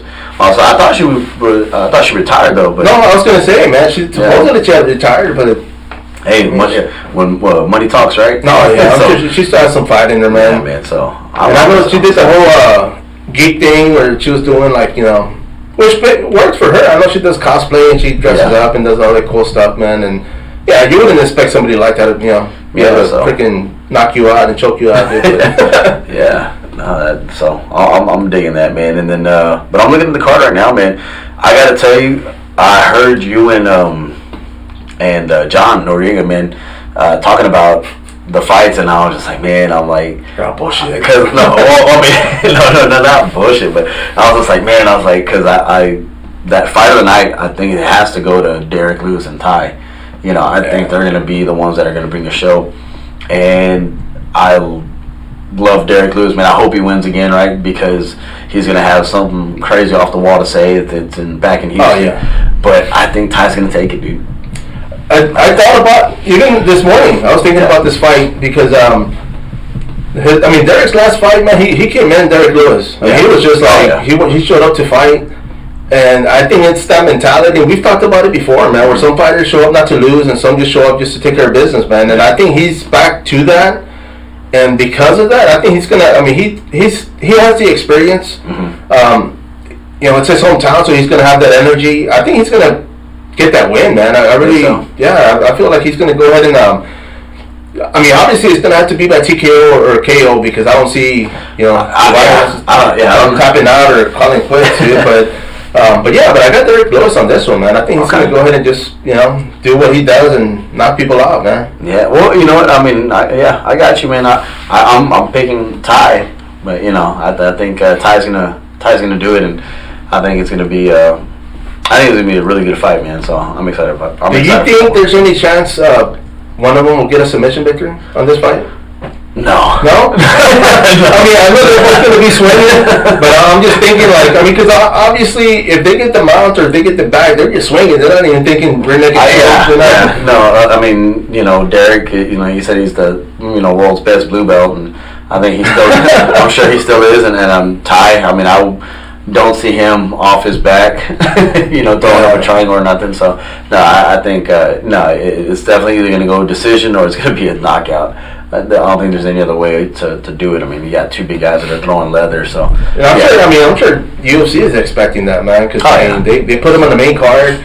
I think, if anything, I'm surprised that isn't the co-main event. Yeah, I would have seen that a little bit higher up, man, but. But yeah, I mean, and another thing, man, if they would have put it up higher to the card, not saying that people will leave after they fight or Derek fights, but it would have just made it more of a reason for people to stick around and wait for that, man, because it is going to be fireworks, bro.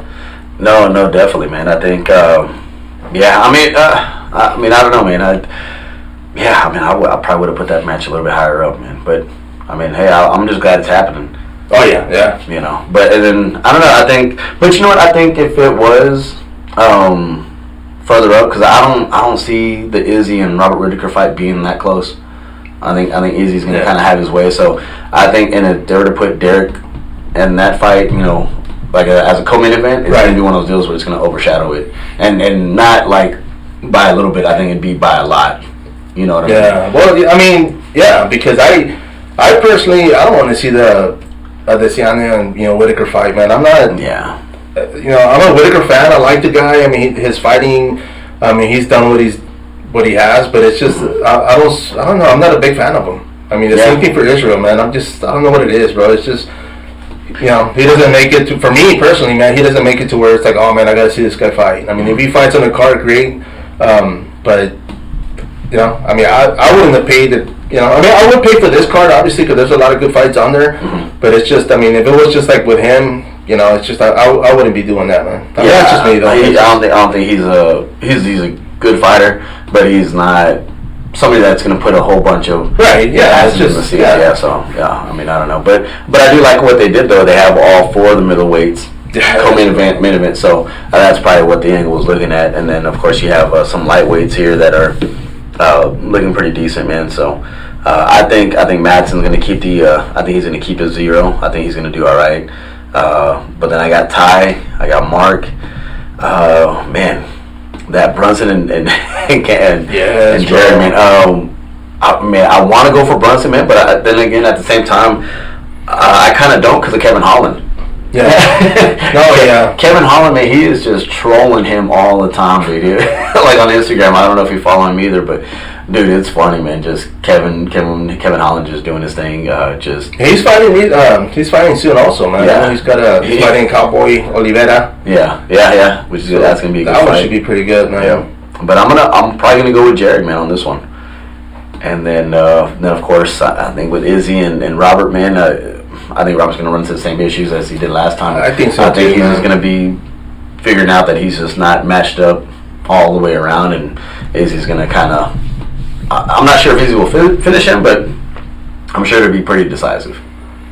No, if anything, I see Israel or Izzy like making this a boring fight. I mean, he can easily knock him out or maybe take him out, but I think he's just going to stick and move and just play with them to where. He's going to fluster him enough to where he'll probably just, beat himself, man. I mean, it's not... But I have Izzy on that one, too, man. I mean, I don't think it's going to be an entertaining fight. That's kind of probably why, maybe it's the matchup, man. Maybe I don't see it. I mean, it's not an interesting matchup. I mean, they fought, Whittaker had a long layoff, and, of course, he came back and didn't perform to his, the best of his ability, but... I just, I mean, that's the same thing, man. Yeah. Like I said, I mean, I want to support the card and everything like that. But yeah, as far as matchups goes, I mean, I think the fight that I'm looking at least the most forward to is the Derek Lewis. Oh yeah, definitely. And Ty fight, man. Oh man, that's gonna be fun, man. You see, and I had mentioned also, man. I mean, we have Alex Hernandez, from here in San Antonio. Yeah. He's fighting Renato Moicano, another Brazilian. Alex, I know he came in strong, dude, to the ranks here, regional, man. I mean, of course, the guy's he's well spoken, he's smart, he's freaking athlete. I mean, comes from wrestling. The fact that he's from San Antonio, I'm definitely rooting for the guy. Yeah. I know he's coming off a win with Mike Breeden. I mean, this was UFC Fight Night. Before him, he fought Thiago Moises, man, which was another Brazilian. And on that one, Thiago, of course, he has a win over Alex. He has a win over Jamal Emmers. And because, it's just, I'm a big, fan of Brazilian fighters, man. I mean, when it comes to them, to MMA and them, what they've done. On this one, I see Alex with the victory. I mean, I do, not just because he's local, but I think he's been cross-training. He's been going to Colorado, training out there in the altitude. And being that he had a good enough wrestling foundation, I mean, now he's adding striking, makes it more dangerous. So I see him coming in with the win, man. I mean, it's going to be at 155. Renato Moicano, of course, out of Brazil. He's actually coming off a win as well. I think that's probably where they matched him up, because he had 1 win, 1 loss. Actually, 2 wins. I'm sorry, but I don't know, man. I mean, what are you thinking on that one? Like I said, I'm looking at Renato right now. He did the grappling with Chase Hooper, and he beat him. I mean, he's been a lot more active. I mean, when it comes to, I think shows on here that Alex hasn't done anything since October, right? So he's coming back in. I mean, I think with Renato, doing something and staying a little bit busy, man, shows that he's got some. I don't know. I don't want to go against Alex, but I think I'm not picking Renato, man. He's got a submission victory over Cub Swanson. Yeah, I mean, way back. I mean, he lost to Brian Ortega, and I will say this, man, because 3 of his losses have been by strikes. I mean, he lost to Rafael, left hook. It says, overhand right to Shang Tsung Jung. Jose Aldo, via punches. So, and that's why I kind of picked Alex, because I think his wrestling, he's got enough wrestling to where he can stuff the takedown and keep the fight standing up. Because Alex did show some power. With his with one of his fights where he was able to knock the guy out or TKO him. So yeah, I mean, it's very quite possible, man, that he's able to do the same thing here. I don't know. I'm like I said, I'm not trying to be a downer or nothing, but yeah, no, I think Renato's going to be able to kind of withstand some of that storm a little bit. I think he's going to be able to get Alex to the ground. I think he's also going to be able to put him in a spot where he can control him throughout the match. So. With that being said, Alex, I'll bring you in when Aaron isn't here. No, yeah, come on, Alex. Prove him wrong, man. Prove him wrong, man. There you go. That's the whole thing, right? I mean, no, for sure, man. I mean, it is mixed martial arts, man. So of course, because he is local, of course. I want the guy to win. I want him to, go all the way to the top, and give me an autograph. Give me something, man. Hey, yeah, I'm a fan. but yeah, I've been able to interview the guy. Years prior, of course, fighting through Hero FC. I mean, he fought here for RFA, I believe, at one time, and pretty stand-up dude, man. I mean, nothing negative to say about the guy. I mean, I know he had that little hiccup with Cowboy Cerrone and him playing that role, but I mean, he's a good guy, man. Stand-up. He has his own business, of course. He has his gym out there in Northeast, Ohana, and but yeah, man. But hopefully, he gets that victory and. Comes back home, man, because I know he's been away for a while, man. He's actually been in Colorado on and off, so he's hardly ever out here, man. Yeah, no, I mean, and that's the cool thing. I mean, all these guys, I mean, they're always putting in work and they're always working hard. Him training in Colorado, getting that altitude training, just getting his nose to the grind, man. I mean, that's what you want, man, and that's kind of the wrestling mentality in general, anyways. Is to always just kind of put your head down and just go to work. So, Alex has always shown that, even in the regional scene and the promotionals that he's done here, locally.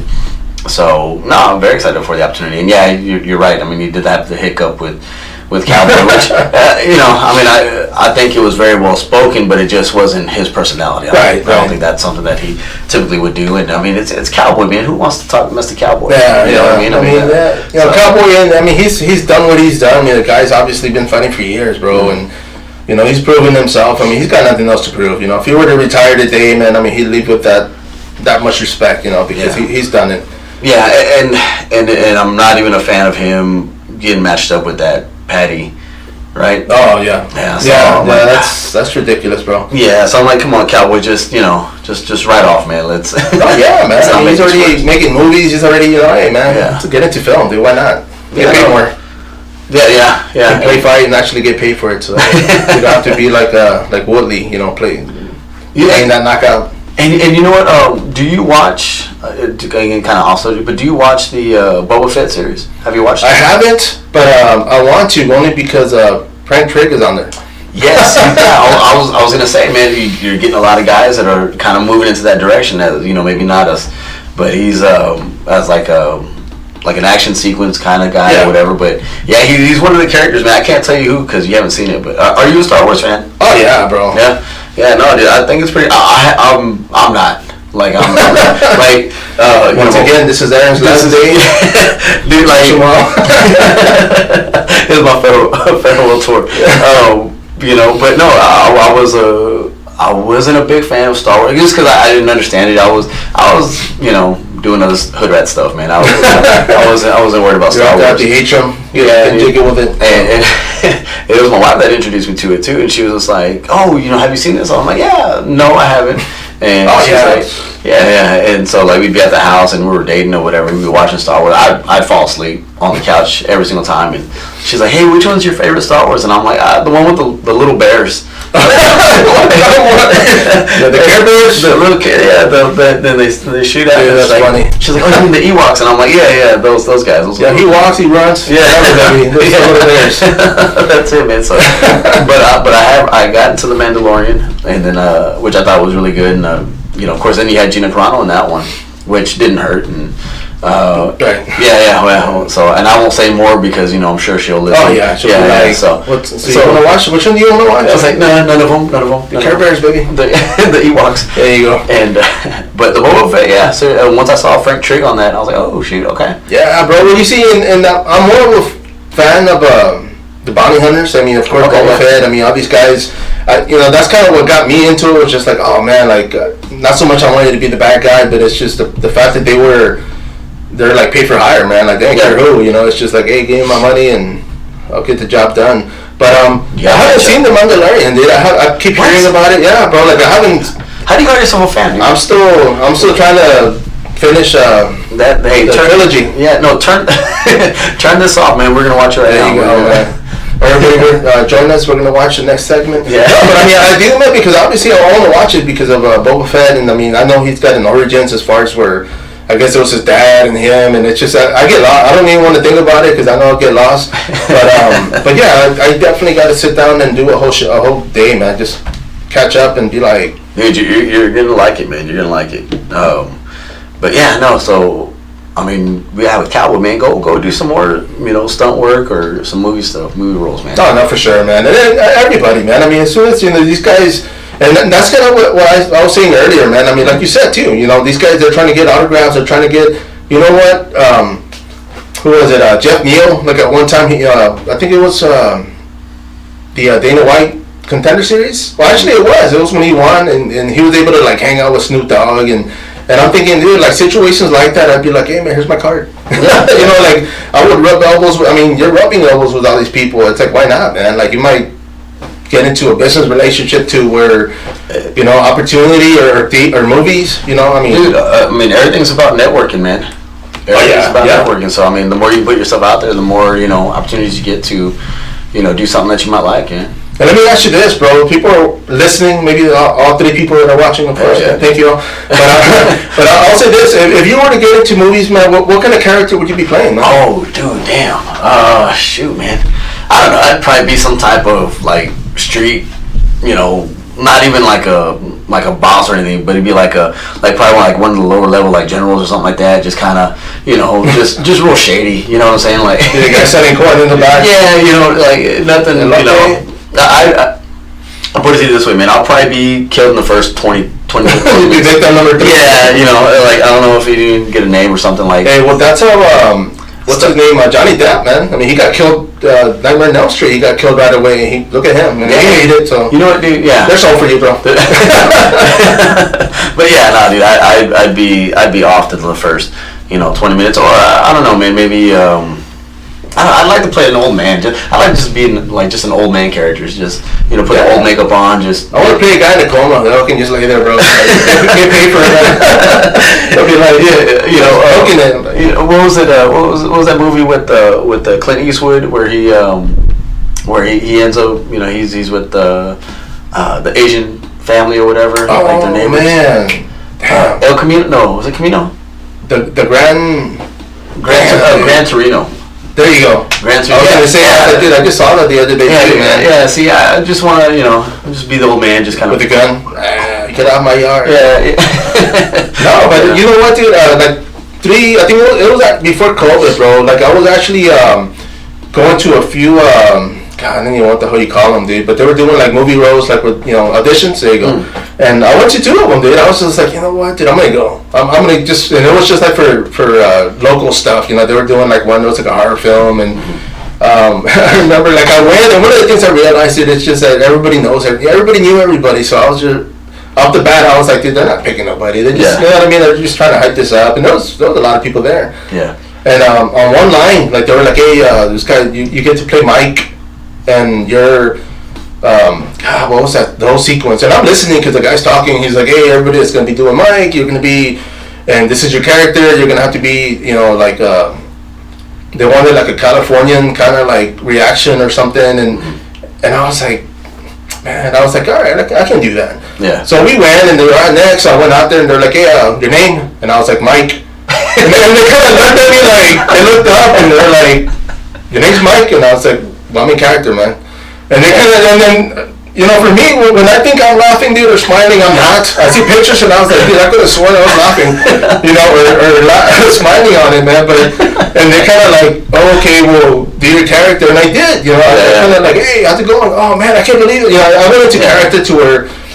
I know it sucked. I mean, it was just, but it was just, and I laugh about it because it's just like, dude. I mean, I was trying to be funny about it, but the fact that they looked at me like, what's wrong with this dude, man? Like, yeah, I was like, hey, that's a big red. They weren't ready for me, bro. Yeah, they weren't, dude. No, they probably said like, man, we're gonna let this guy go so to give everybody else an opportunity. Yeah, who let this homeless guy in? There you go. Give this guy juice, get him out of here. Here, give him $1 here. And actually, they had juice and cookies, man. So I'll probably go another one, bro. It wasn't a total loss then. There you go. It wasn't, I mean, it's all about the small things, man. Oh, but I mean, what about you? I mean, what kind of? I mean, I know you like the horror films or whatever. Oh, dude. I mean, I would want to be the bad guy. I mean, definitely. Yeah. Jason, put a mask on me, cover this. Hey, dude. Hey, you're cute. I know, yeah, dude. But that's what I'm saying. That way, give the guy an opportunity, man. But I would want to be, the killer, man. I'd want to be the one.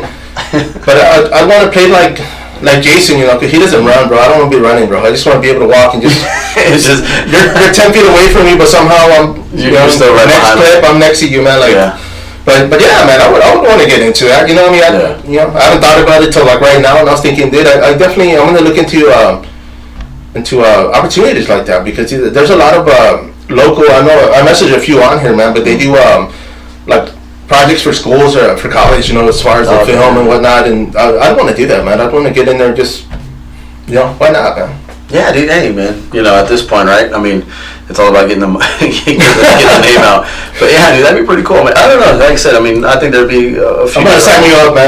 Hey, dude, I'm going up and be like, I'm down, dude. Hey, babe, I'm not coming home. I'm gonna. Right, Hollywood, man. I need to be out of here. No. As a matter of fact, if anybody knows an agent, go ahead and send them to Aaron. I got you right here, dude. Come check out my stuff, man. The Fighters Podcast. There you go, man. They're gonna be like. Get the hell out of here. Put this guy in a coma. Put him in the bed. No, but yeah, man. But I mean, with that being said, man, I mean, of course, UFC 271. We got the main event. We've got one of the ones that I wanted to go over was in the undercard, man. But I don't know if the numbers are right because this guy's only fought like 3 times, dude. Mike Mateta. He's fighting Orion Koske, I believe. Welterweight division, he's 3-0 compared to 7-1. But I don't know if that's a glitch in the matrix. Well, I mean, maybe he's just a a blood diamond. I mean, that's. Oh man, I mean. Yeah, but he's got like he's done kickboxing. He did 1, 2, 3. He did 2 kickboxing bouts and 3 MMA. But I'm like, man, I saw those numbers and I looked them up because I was like, okay, I wonder how he got in. Man, he's got to be Nangun's cousin or something. I don't know. Yeah, I mean, maybe family. Yeah, dude, he's twice removed from Dana White. As his cousin. There you go. I mean, I don't know, man. I mean, it's possible. I mean, it shows that he's from New Zealand, man. So maybe, I mean, a lot of times when you have somebody in the UFC already, whatever, it's easier to kind of pull some strings a little bit. So it'd be like, well, you know, think about Washington. Yeah. You know what I'm saying? I mean, he was, I think, he had a whole bunch of, kickboxing matches and stuff like that. And he's legit, but I mean, he's also with Ohana, so he kind of, there's a different platform for him. You know what I'm saying? Right. He's not a typical, guy that is making his debut in MMA, because he didn't have that many MMA fights, did he? No. You know what I'm saying? And, yeah, he still fought for a title, with, for Fury. And, I mean, he's still legit. So maybe the same thing with this guy. So probably. I mean, but it's just it has on there 2 kickboxing fights. Mm-hmm. There's nothing else on there, but we'll see, man. I mean, the guy is fighting, so props to him for that. Mm-hmm. I mean, that's our show, man. This is it, bro. But what do you have going on this next week, man? You interviewing anybody else? You know what, man? I'm going to be reaching out to a few people. On some things, man. I'm actually getting a lot of guys that are messaging me as far as like, hey man, can you help out with this? And I have no issue. Helping out. But I mean, as far as like monetary stuff, I mean, probably won't be. But I mean, hey man, if you have a story and you want to kind of get it out, then well, let's talk. Maybe you'll get a sponsor out of this one, man. Put you out there. I mean, and that's what, like I said earlier, bro. I mean, platform. I mean, if you have more things popping up in your name for fights coming up, I mean, that's kind of the thing everybody looks for. Because if I punch in your name and nothing comes out, then it's like, hey, who is this guy? Yeah, no, definitely, man. But I do have probably about 3 or 4 people that I'm going to be hitting up and, kind of just going from there, man. And then on top of that, maybe I'm still kind of wary about doing like my own segment where it's just me talking, just because. I ended up asking a question, and I'm just like, oh, well, shoot, it's me. I gotta, you know what I'm saying? So I'm like, I'll scrap that one. But, no, definitely, man. And like I said, I probably will hit up John Enriquez again, man. He was pretty cool talking to. And probably get some more, man. So, I don't know. We'll see how it goes. But try to stay busy with this. No, for sure, man. And everybody out there, man. I mean, we reach out to you guys. I mean, of course, we know time is an essence. I mean, everybody's busy. Mm-hmm. For those that can make it out here, even in this coming week, man. I mean, I'm hoping. I know I missed Richard Odom's last week. He came by, actually trained here on Friday, and I had a prior engagement, so I wasn't able to meet the guy. Mm-hmm. But everybody out there, man. I mean, especially Chris Konchik, of course, man. We're waiting, bro. What's up? No, but I mean, I think that should be like a running gag. We're just like, hey, yeah, today we have Chris. No, we don't. All right. Oh, he canceled? Oh, okay, never mind, guys. No, but I mean, the guy. I mean, everybody's working. Everybody's training. Yeah, everybody's working. Everybody's training. Everybody's, I mean, any time to post selfies, I get it, guys. That's more important, But yeah, man. But if they can make it, I mean, we are in downtown San Antonio, of course, everybody. So if you're along the way and you got a few minutes, man, that's all we need. Get you in here. But with that being said, man, Aaron, man, did you have anything you want to say before we wrap this up? Let me see, man. Oh no. Well, as the Omicron, variant is taking off and everybody's getting COVID and everything like that, man, fighters, stay ready. Stay ready, man. Everybody's getting an opportunity. I know we've said that before, but going into these fights, man, I don't expect the cards to stay the way they are. I think there's going to be a lot of changes. And I think we're going to be seeing guys get a lot more opportunities. I also think that we're going to be seeing guys, okay, do you have skill or not? Because you're going to be training. I think also the training's going to change a little bit. Just because, hey man, I'm training for this type of guy, and then now I got this other person. Okay, well, hey, that's just the way it rolls or whatever. So I think this year is gonna really kind of show who can fight and who can't. Oh, for sure. So I'm really excited for that, man. So, but all the fighters, man, y'all guys, stay ready. And then on top of that, guys, if y'all guys do end up losing, man, don't apologize. Don't think that you let anybody down. Just you went out there, did your thing, didn't go your way. That's fine. Continue just to move on. You might get support, you might not. That's just kind of how this game is, man. Remember, at the end of the day, you are a product. So, sell yourself, man. Get yourself out there. Talk to us. Talk to anybody else, get some sponsors, get some highlight tapes, whatever the case may be. But as the promoter is using you to kind of, promote a show, I mean, use that as well, man. Hey, man, I'm fighting for this, for this guy, getting on this or whatever. I need to sell tickets. I need to get on here. So I think hopefully everybody we get into a better grasp of what the business is really about, and everybody gets what they deserve, man. So, but good luck to everybody out there this year, man. Hope everybody stays as healthy as they can. No, for sure. I mean, well said, man. Of course, everybody out there, stay healthy. If you're not feeling 100%, stay home. Protect yourself, protect everybody else. Once again, I mean, this is sPidA, Aaron Suarez, of course. We are the Fight Card Podcast. And until next time, follow up.